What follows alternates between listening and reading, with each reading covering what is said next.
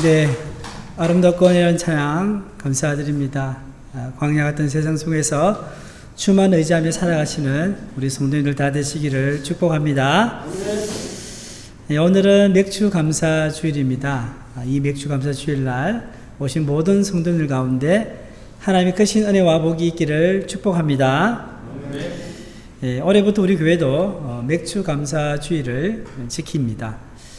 오늘 말씀을 통해서 맥주 감사 주일의 영적 의미를 마음에 새기며 더욱더 하나님께 감사하는 삶을 사시기를 소망합니다.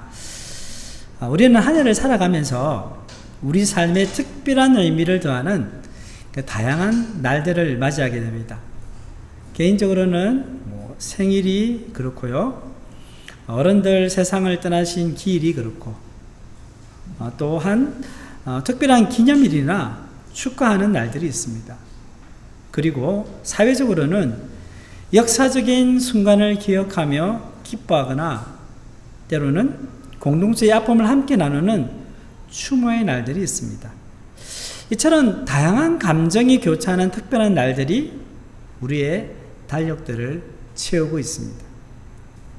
이처럼 특별한 날들은 단순히 시간의 흐름을 알리는 것을 넘어 우리의 기억 속에 오랫도록 남을 소중한 의미와 추억, 그리고 성찰의 기회를 제공합니다.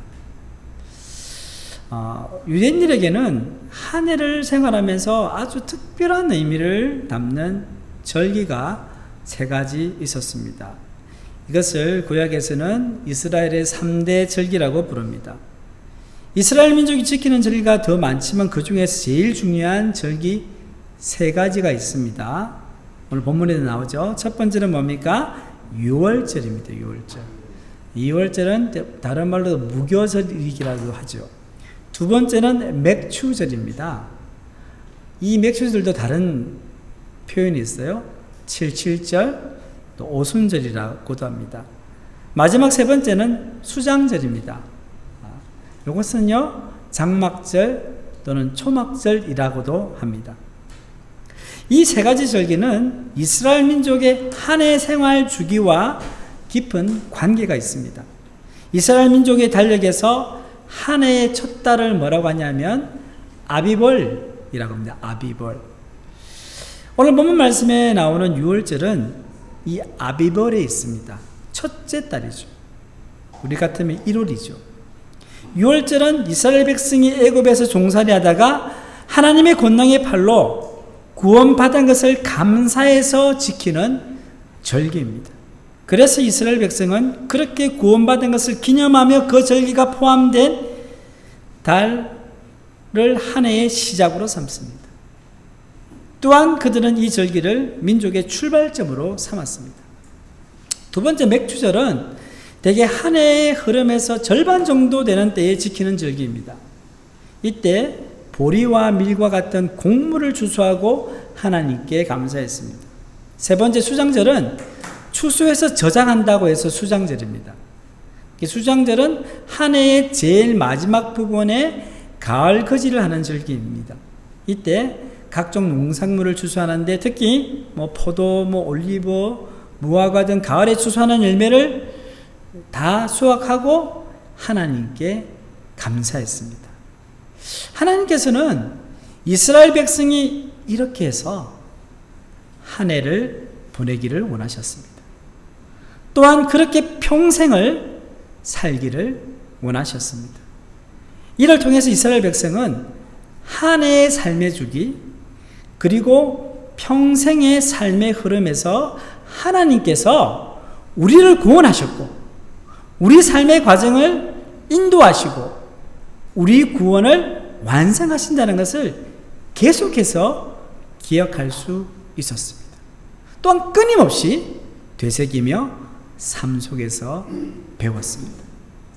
오늘 본문 14절에서 16절 말씀을 함께 읽겠습니다. 너는 매년 3번 내게 절기를 지킬지니라. 너는 무교병의 절기를 지키라. 내가 내게 명령한 대로 아비벌에 정한 때에 이래 동안 무교병을 먹을지니 이는 그 달에 네가 애굽에서 나왔음이라. 빈손으로 내 앞에 나오지 말지니라. 맥주절을 지키라. 이는 네가 수고하여 밭에 뿌린 것의 첫 열매를 거둠이니라. 수장절을 지키라. 이는 네가 수고하여 이룬 것을 연말에 밭에서부터 거두어 저장함이니라. 아멘. 성도 여러분, 본문에 나오는 이스라엘의 3대 절기는 오늘날 성도 여러분들의 신앙생활 속에서 한 해의 교회 절기, 즉 교회력과 연결되어 있습니다. 자, 6월절은요 구원받은 절기인데 오늘날 우리가 지키는 절기로 본다면 뭐가 연결될까요? 성탄절과 부활절이 이에 해당된다고 보면 됩니다. 예수님께서 우리를 구원하시려고 사람의 몸을 입고 이 세상에 오신 절기가 성탄절이고, 십자가에 돌아가시고 사흘 만에 살아나심으로써 죄와 사망의 권세를 이기시고 우리 구원을 완성하신 절기가 부활절입니다. 자, 맥주절은요 이스라엘이 한 해 중간에 보리와 밀 수확에 감사한 절기입니다. 그래서 한국교회도 그 정신을 살려서 이모작 농경 시대에 보리와 밀 추수 후에 한 해의 중간쯤에 하나님께 감사하는 맥주 감사절을 지킵니다.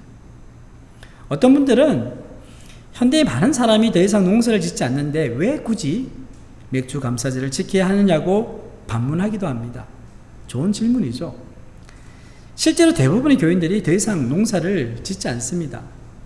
그렇다면 이 맥주 감사절, 이 맥주절을 구시대 유물로 버려야 할까요? 우리가 성경을 읽고 해석할 때 항상 주의해야 할 것은 말씀이 전하려는 본질적 메시지가 무엇인지를 분별하는 것이 중요합니다. 성경이 말하는 맥주절의 본래 담긴 메시지가 무엇입니까? 뭘까요? 그것은 감사입니다. 이는 우리의 소출과 우리의 수입 그리고 우리의 생명의 근원이 오직 주님께로만 비롯되었음을 인정하는 감사입니다. 따라서 우리는 농경사회든 도시사회든 그 문화적 상황과 상관없이 하나님이 주신 절기가 가진 본질적인 메시지인 감사에 집중할 필요가 있습니다. 그래서 자연스럽게 오늘날 우리가 지키는 추수감사절의 성경적 근거를 유대 3대 절기 중에 1년의 맨 마지막 절기인 수장절에서 가져올 수 있는 것입니다. 성도 여러분, 구약시대의 3대 절기는 한 해의 시작 그리고 한 해의 끝과 연관되어 있습니다. 또한 오늘날 우리 그리스도인의 신앙생활에 이어져 있습니다. 자, 다음 도표를 한번 보시길 바랍니다. 이스라엘 3대 절기와 교회력을 제가 그려놨는데요. 자, 세상 달력으로는 자, 어떻습니까? 1월이 한 해의 시작이고 12월이 끝입니다. 그러나 교회력이죠. 교회력은 이 교회의 달력은 좀 다릅니다. 1월이 시작이 아니고요. 성탄절을 기다리면서 한 해가 시작됩니다. 여러분, 성탄절을 기다리는 절기를 뭐라고 하죠? 대림절, 예전에는 대강절이라고 했죠. 대림절입니다. 자, 대림절 첫 주가 교회력의 한 해에 시작되는 날입니다. 그러니까 보통 11월 말에서 12월 초가 그 시작점이죠. 그래서 교회력은 예수 그리스도의 탄생을 기다리며 시작되어서 그분의 삶의 흐름에 따라 한 해의 여정이 구성이 됩니다. 자, 대림절을 시작으로 해서 성탄절을 지나 사순절을 거쳐서 부활절에 이릅니다. 자, 부활절은 대략 이제 음력으로 하는데 3월 말에서 4월 중순 그 사이에 이제 부활절이 되지요. 그러면 이렇게 되면 그리스도인의 구원의 과정이 완성이 되는 겁니다. 이 과정이 매년 절기마다 반복이 되는 거죠. 그 이후에 구원받은 그리스도인의 삶의 과정이 이어지는데요. 자, 부활절 이후에 이제 50일을 지나면 성령 강림절이 옵니다. 올해는 언제였습니까? 6월 8일 주일이었습니다. 그 다음에 맥주 감사절로 이어지고 그리스도의 삶의 영원한 완성 곧 영적 추수를 상징하는 11월에 추수감사절로 한 해를 마무리하게 됩니다. 보통 추수감사절은 11월 셋째 주일에 지키게 되는 거죠. 이처럼 예수 그리스도의 삶을 중심으로 한 해를 보는 것은 그리스도인의 정체성을 형성하는 데 중요한 역할을 합니다. 자, 교회력은 예수 그리스도의 생애를 중심으로 한 해의 틀이 짜여지고 우리는 그렇게 매년 보냅니다. 그리고 우리는 그렇게 또 한 해 한 해를 보내는 것입니다. 그러면서 우리 삶 속에, 우리 생활 속에, 우리 문화 속에, 우리의 생각과 행동과 습관과 본성 속에 예수 그리스도의 가르침과 삶이 끊임없이 나도 모르게 자연스럽게 녹아 들어가게 되는 것입니다. 여러분, 지금까지 살아오시면서 예수 믿고 나서 성탄절을 몇 번이나 보내셨어요, 그죠? 부활절, 사순절 참 많이 보내셨어요. 늘 똑같은 절기지만, 그죠? 그 시간을 보낼 때마다 하나님께 주신 은혜는 달랐습니다. 그러면서 우리는 예수님을 닮아가는 존재가 되는 것입니다. 성도 여러분, 신앙생활을 하는 동안 하나님이 특별한 은혜를 주실 때가 있습니다. 그렇죠. 아주 강력한 불같이 성령의 체험을 받을 때도 있죠. 또 기적을 베푸시고요, 환상을 보여주실 때도 있습니다. 신비적인 일을 경험할 때가 있어요. 너무 감사한 일이죠. 받은 은혜에 따라서 주님께 봉사하고 그 은혜로 다른 사람을 섬겨야 합니다. 그런데 특별한 은혜가 신앙의 한 축이라면 다른 한 축이 있습니다. 신앙생활에서 이것이 참 중요한데요. 그게 뭘까요? 일상의 은혜입니다. 하나님의 특별한 은혜가 있고요, 또 우리 일상 가운데 주시는 하나님의 은혜가 있습니다. 여러분, 신앙생활이 2박 3일 하고 끝나는 게 아니잖아요. 그럼 몇 년 하고 그냥 관두는 것도 아닙니다. 평생을 걸어가는 것입니다. 그래서 평생 동안 매년 교회 절기를 따라서 예수 그리스도의 발실을 따라가면서 우리는 점점 그리스도를 닮아가는 것입니다. 여러분, 하루아침에 예수님처럼 살 수 있습니까? 안 되죠. 그렇기 때문에 우리 한 해 한 해 있는 이 교회의 절기가 중요하다는 거죠. 그래서 신앙생활에서 중요한 것은 꾸준한 것입니다. 꾸준하려면 어떻게 됩니까? 인내가 필요합니다. 처음 예수님을 믿었을 때 가졌던 마음을 끝까지 지키며 걸어가야 합니다. 또한 처음 직분을 받았을 때 가졌던 마음을 끝까지 지키며 걸어가야 합니다. 그럴 때 우리의 모습이 예수님을 닮아가게 되는 것입니다. 오늘 본문 말씀을 보시면 두 가지 중요한 표현이 있습니다. 본문 14절과 본문 17절에 나오는데요. 먼저 본문 14절 말씀 우리 함께 읽겠습니다. 너는 매년 3번 내게 절기를 지킬지니라. 자, 여기 보시면 하나님께서 매년 3번 내게 절기를 지키라고 말씀하셨습니다. 성도 여러분, 중요한 것은 지켜야 합니다. 그렇죠? 중요한 것은 지켜야 돼요. 중요한 것은 잘 보관해야 하고요, 다른 사람이 빼앗아가지 못하게 지키고 보존해야 됩니다.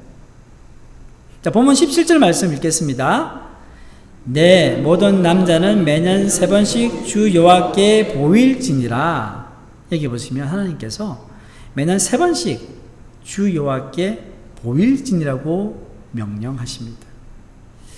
이는 집에 있지 말고 어떻게 하랍니까? 하나님 앞으로 나와야 한다는 말입니다. 유대인들은 어디에 살든지 1년에 3번씩 하나님 앞으로 나와야 했습니다. 말하자면 성전에 있는 예루살렘까지 와야 한다는 것입니다. 그런데 신약시대 유대인들은요, 로마 제국이 다스리던 그 넓은 지역에서 흩어져 살았습니다. 여러분, 디아스포라라는 말 들어보셨죠? 로마 제국 시대 때 흩어져 사는 유대인들을 디아스포라라는 거죠. 그래서 역사가들은 추측하기를 유대인의 3대 절기에 그 넓은 지역에 흩어져 사는 유대인들이 다 예루살렘으로 올 여건은 안 될 것이라 봅니다. 매년 3번씩 어떻게 오겠어요, 그죠? 그러나 적어도 일생에 한 번 이상은 꼭 예루살렘 성전에 왔을 것이라고 봅니다. 성도 여러분, 여호와께 보일지니라는 말씀은 적극적인 행동을 의미합니다. 주님 앞으로 나온다는 말입니다. 하던 일을 내려놓고 시간을 내고 비용을 들여서 성전으로 나온다는 말입니다. 그래서 하나님을 만나겠다는 것입니다. 본문 14절에 지킬지니라와 본문 17절에 보일지라, 이 두 단을 가만히 한번 묵상해 보시길 바랍니다. 지킬지니라, 보일지니라. 사람이 생각하고 말하고 행동하며 사는 데서 가장 적극적인 행동과 삶을 표현한 것입니다. 지켜야 된다, 보여야 된다, 이 두 단어는 구체적으로 어떤 의미를 가지고 있을까요? 세 가지로 정리해 볼 수 있습니다. 첫 번째는요, 계속 해야 된다는 말씀입니다. 성도 여러분, 절기는 계속 지키는 것입니다. 절기의 의미를 끊임없이 되새기며 자기 삶의 습관과 본성, 그리고 개인과 가정의 문화 속에 하나님의 은혜가 들어가게 해야 합니다. 어떤 일이 있어도 하나님이 나를 지키신다는 믿음이 갈수록 깊게 뿌리 내리도록 해야 한다는 말씀입니다. 그렇게 하려면 계속 지켜야 됩니다. 두 번째는 뭐냐면요, 고백해야 합니다. 고백. 자, 형식적으로 절기를 지키는 것이 아니라 신앙으로 고백해야 합니다. 절기일 때마다 우리는 이렇게 고백할 수 있습니다. 예수님, 내 인생의 주인이 당신이십니다. 주님이 내 삶에서 구원의 여정을 시작하셨고 완성하실 것입니다. 그리고 지금 걸어가는 삶의 모든 과정도 주님께서 이끌어 주실 것입니다. 주님께서 내 가정과 일터의 주인이 되십니다. 주님께서 모든 것이 되십니다. 내가 가진 모든 것은 주님께로부터 왔습니다. 이렇게 즐길 때마다 하나님께 감사하며 그 은혜를 되새기며 하나님의 주인 되심을, 왕 되심을 진실하게 선포하며 고백해야 될 줄 믿습니다. 세 번째는 뭐냐면요, 헌신해야 합니다. 사실 6월절, 맥주절, 수장절 세 절기는요, 모두 농작물의 추수절기입니다. 자, 6월절은 여러분, 보리 추수를 시작할 때입니다. 보리 추수. 봄에 보통 보리 추수 하잖아요. 그죠? 맥주절은 뭐냐면 밀을 거둘 때입니다. 수장절은 포도와 그 외 다른 농산물의 열매를 거두는 절기입니다. 그래서 하나님께서는 이스라엘 백성에게 빈손으로 하나님 앞에 나오지 않도록 명령하셨습니다. 자, 본문 15절 하반절 말씀입니다. 함께 읽겠습니다. 빈손으로 내 앞에 나오지 말지니라. 자, 신명기 16장 16절에서 17절 말씀 또 같이 읽겠습니다. 너희 가운데 모든 남자는 1년에 3번 곧 무교절과 칠칠절과 초막절에 내 하나님 여호와께서 택하신 곳에서 여호와를 배웁되 빈손으로 여호와를 배웁지 말고 각 사람이 내 하나님 여호와께 주신 복을 따라 그 힘대로 드릴지니라. 아멘. 자, 여기 본 말씀 보시면 무교절이 뭐라고 했죠? 6월절을 했죠. 자, 7절은 뭐라고 했죠? 맥추절. 그리고 초막절은요?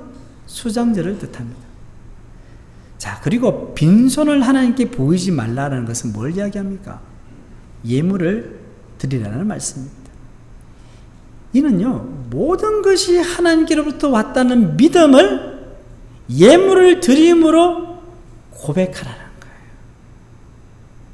이것은 우리의 물질과 시간 그리고 하나님께서 우리에게 주신 재능을 주님의 영광을 위해 바치며 헌신하겠다는 믿음의 구체적인 표현인 것입니다. 내가 하나님을 사랑한다, 하나님을 믿는다 말로만 하지 말고 네가 가장 관심 가지고 있는 것, 내 마음에 있는 것이 내 재물이 있다고 말씀하신 것처럼 내 예물을 하나님께 드림으로 너희 믿음을 고백하라는 말씀하십니다. 사랑하는 성도 여러분, 맥주 감사주일은 참으로 귀중한 영적 의미를 담고 있습니다. 앞서 말씀드린 것처럼 가장 큰 영적 의미는 무엇입니까? 감사입니다. 맥주 감사주일은 지나간 6개월을 돌아보며 하나님 앞에 감사하고 잘못한 일에 대해서 회개하며 앞으로 남은 6개월도 하나님이 우리를 선하게 인도해 주실 것이라는 믿음을 고백하는 시간입니다. 지난 6개월을 한번 돌아보십시오. 여기 앉아 계신 분 가운데 지난 6개월 동안 참 행복하셨던 분들이 있을 것입니다. 하나님이 도와주셨고 나도 열심히 노력했고 그래서 올해 6개월 지났는데 내가 이처럼 행복한 한 해가 없었다 라고 감격하며 감사하는 분들 계실 것입니다. 하나님의 은혜입니다. 주님께 감사하며 영광 돌리시기를 바랍니다. 그리고 앞으로 남은 6개월 더 놀라운 주님의 복이 임하시기를 기도하시기를 바랍니다. 그런데 여기 계신 분들 가운데 지난 6개월 동안 어려운 일을 많이 겪은 분들도 계실 것입니다. 육신의 질병으로 병원 신세를 지신 분들도 있을 것입니다. 경제적으로 힘든 세월을 보내신 분들도 계실 것입니다. 또한 가정과 직장 그리고 사회생활에서 막혀있고 풀리지 않아 답답한 시간을 보내신 분들도 있을 것입니다. 그래도 하나님의 은혜에 감사하시기를 바랍니다. 감사하시기를 바랍니다. 여러분이 느끼든 느끼지 못하든 상관없이 하나님의 은혜와 사랑은 우리와 함께 있었습니다. 단 한 번도 우리를 떠난 적이 없습니다. 성도 여러분, 지난 세월이 어려웠을지 몰라도요, 중요한 것은 지금 내가 여기에 살아있고 내가 지금 여기에 앉아있고 내가 지금 여기에 서 있다는 것입니다. 이는 하나님께서 여기까지 인도해 주셨다는 증거입니다. 그리고 중요한 사실은 우리에게 앞으로 걸어갈 시간이 남아있다는 것입니다. 지나간 시간 하나님께 감사하고요, 잘못된 부분들 회개하십시오. 우리에게 뭐가 있다고요? 앞으로 올 시간이 있다는 거예요. 올해는 아직 절반이나 남아 있습니다. 다시 하나님께 기도해 보는 것입니다.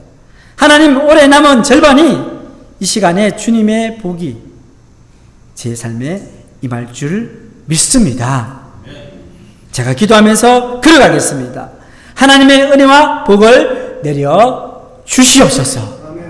이렇게 기도하는 것입니다.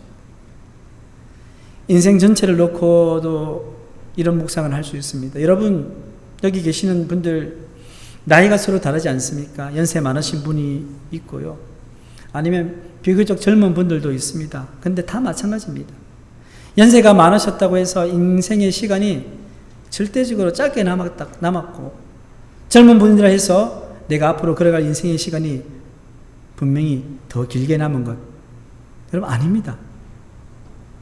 일반적으로 그렇게 이야기할 수 있지만 실제로 개인에게 남은 시간은 아무도 모릅니다. 젊은 사람이 먼저 갈 수 있어요. 나이 많으신 분들이 더 오래 사실 수 있어요. 중요한 것은 우리가 지금 살아서 여기에 있다는 것입니다. 앞으로 걸어갈 인생의 시간이 우리에게 아직 남아 있다는 것입니다.